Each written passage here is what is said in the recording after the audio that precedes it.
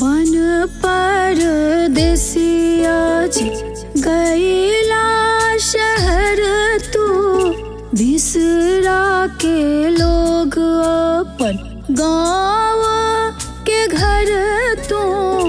उहे घरवा उहे गली पुकारे, हो छठी मैया रसता निहारे।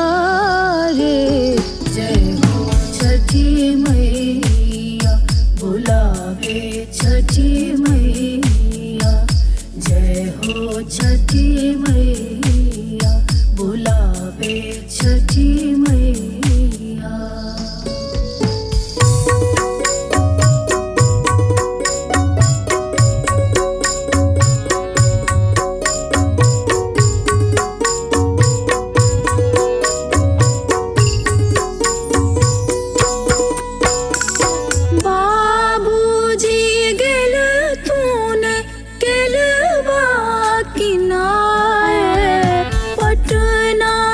बजरवा से नेमुआ ले आए, हलवा से बबूनी बहंगी सजाए।